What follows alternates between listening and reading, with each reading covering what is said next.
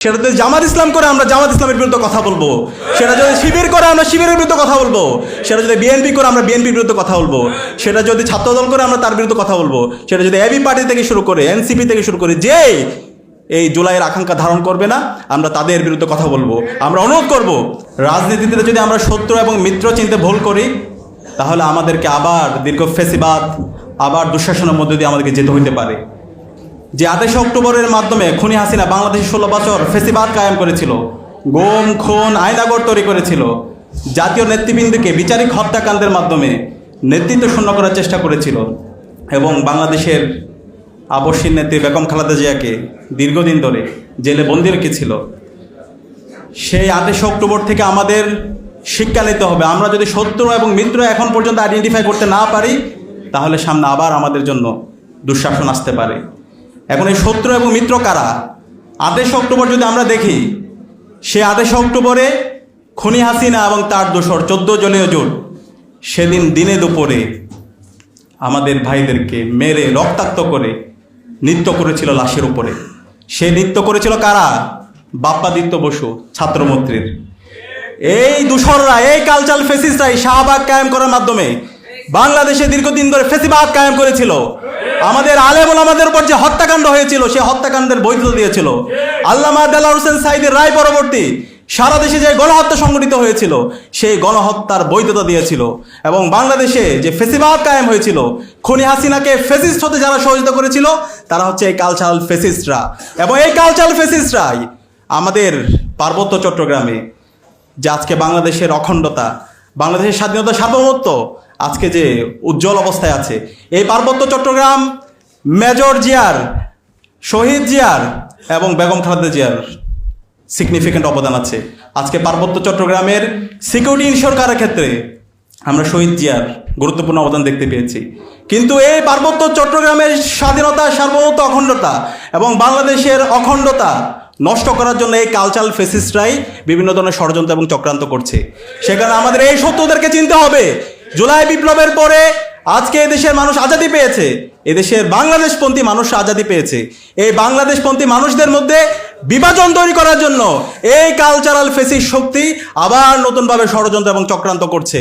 আমি সবাইকে অনুরোধ করব, এই 28 অক্টোবর থেকে শিক্ষা হচ্ছে এই কালচারাল ফেসিবাদের বিরুদ্ধে, কালচারাল ফেসিস্টদের বিরুদ্ধে, মুজিববাদের বিরুদ্ধে আমাদের সবাইকে ঐক্যবদ্ধ থাকতে হবে। আমরা কি পারবো? ইনশাআল্লাহ, ইনশাআল্লাহ। এবং একই সাথে আমি অনুরোধ করব, আমাদের আজকে জুলাই বিপ্লবের পরে 1 বছর হয়ে গেছে, অন্তর্বর্তীকালীন সরকারকে শহীদদের রক্তের উপর বসানো হয়েছে।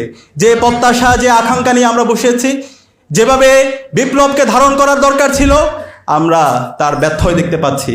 আজকে আমরা অনুরোধ করব অন্তর্বর্তীকালীন সরকারকে, বিগত ফেসিবাদী আমলে খুনি হাসিনা এই 28 অক্টোবর থেকে শুরু করে, পিলখানা হত্যাকাণ্ড থেকে শুরু করে, আল্লামা দেলোয়ার হোসেন সাঈদীর রায় পরবর্তী গণহত্যা, বিচারিক হত্যাকাণ্ড এবং বেগম জিয়া থেকে শুরু করে বেগম জিয়ার উপর যে দীর্ঘদিন ধরে কারাগারে নিষ্পেষণ করা হয়েছে, এবং ছাত্রদল, ছাত্র শিবির এবং বিএনপি, জামাত সহ বাংলাদেশপন্থী রাজনৈতিক দলের উপর যারা নির্যাতন নিষ্পেষণ করেছে, যারা গুম করেছে, আয়নাগর তৈরি করেছে, খুন করেছে, এই সকল চক্রকে দৃষ্টান্তমূলক বিচারের আওতায় নিয়ে আসতে হবে।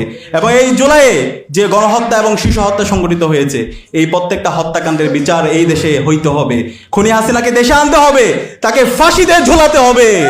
এবং অন্তর্বর্তীকালীন সরকারকে বলতে চাই এবং আন্তর্জাতিক অপরাধ ট্রাইব্যুনালকে বলতে চাই, আপনারা সাহস নিয়ে বিচার করেন। ছাত্র জনতা আপনাদের সাথে আছে। খুনি হাসিনা এবং তার দোসরদের এদেশে রাজনীতি করার কোনো অধিকার নাই। খুনি হাসিনার নিষিদ্ধ ঘোষিত আওয়ামী লীগ, নিষিদ্ধ ঘোষিত ছাত্রলীগ, নিষিদ্ধ ঘোষিত যুবলীগ এবং তার দোসরদের বাংলাদেশে রাজনীতি করার কোনো অধিকার নাই। এরা হলো সন্ত্রাসী দল। এরা লাশতন্ত্র কায়েম করার মাধ্যমে বাংলাদেশের আমাদের স্বাধীনতার সার্বভৌমত্বকে, অখণ্ডতাকে তারা নষ্ট করার চেষ্টা করেছিল। আমাদের এই দেশকে ভারতের সাবলেট কলোনি বানিয়েছিল। ভারতের প্রেসক্রিপশনে আমাদের দেশের রাজনীতি, অর্থনীতি থেকে শুরু করে আমাদের এই শিক্ষা ব্যবস্থাকে তারা ধ্বংস করেছে। সুতরাং এই দেশে আর মুজিববাদীদের, খুনি হাসিনার রাজনীতি করার কোনো অধিকার নাই। আমি জাতীয় নেতৃবৃন্দকে অনুরোধ করব, আমাদের ঐতিহাসিক একটি সুযোগ এসেছে, এই সুযোগকে আমাদেরকে কাজে লাগাতে হবে। আমরা সবাই এই জুলাই বিপ্লবের যে আকাঙ্ক্ষা, শহীদদের যে আকাঙ্ক্ষা, সেটাকে ধারণ করে আমাদেরকে ঐক্যবদ্ধভাবে রাজনীতি করতে হবে।